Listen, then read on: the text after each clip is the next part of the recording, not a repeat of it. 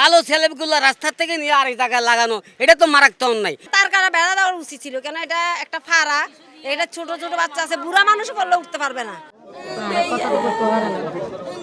সন্তানকে হারিয়ে এমন আহাজারি মা নাসিমা আক্তারের।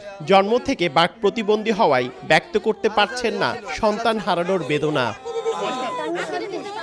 7 বছরের শিশু জসিম নগরীর শিশু নিকেতন সরকারি প্রাথমিক বিদ্যালয়ের প্রথম শ্রেণীর ছাত্র ছিল। মা জন্ম থেকে বোবা হওয়ায় ভিক্ষা করেন আর বাবা রিকশা চালিয়ে সংসার চালান। সিএমবি কলোনি খালপার এলাকায় শনিবার বিকেলে খেলছিল জসিম। এরপর থেকে সে নিখোঁজ হয়। খোঁজাখুঁজি করেও কোনো হদিশ পাওয়া যায়নি। রোববার সকালে নাসির খালে তার লাশ ভেসে উঠতে দেখেন স্থানীয়রা।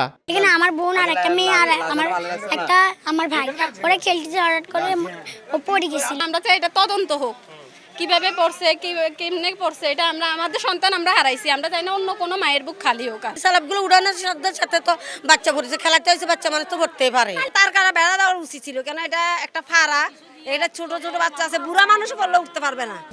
নগদে 500 টাকা বা তার বেশি পেমেন্টে পেতে পারেন ঢাকায় জমিসহ 20 কোটি টাকার পুরস্কার। স্থানীয়দের দাবি, রাস্তার কয়েকটি স্ল্যাব তুলে ফেলায় খালে পড়ে শিশুটি মারা যায়। স্ল্যাবটা উঠানোর সাথে সাথে একটা স্ট্রাকচার দেওয়া উচিত ছিল, এটা বিপদ হতে পারে, রাত্রে মানুষ হাঁটাগুটা করে। আর এখানে তো এটা উঠানোর সাথে এখানে যদি না পড়ে সে ব্যবস্থা করবেন না। ভালো ছেলেগুলো রাস্তা থেকে নিয়ে আরেক জায়গায় লাগানো, এটা তো মারাত্মক অন্যায়। আমরা সেই বিচারটা চাই। তবে অভিযোগ অস্বীকার করে জলাবদ্ধতা নিরসন প্রকল্পের প্রকল্প পরিচালক বলছেন, স্ল্যাবে কিছু ত্রুটি থাকায় কয়েকটি তোলা হয়েছিল। 2-4টা স্ল্যাবে আপনার ক্র্যাক দেখা দিয়েছে, এটা গত রাতে আমরা ইনভেস্টিগেট করতে পাঠিয়েছি।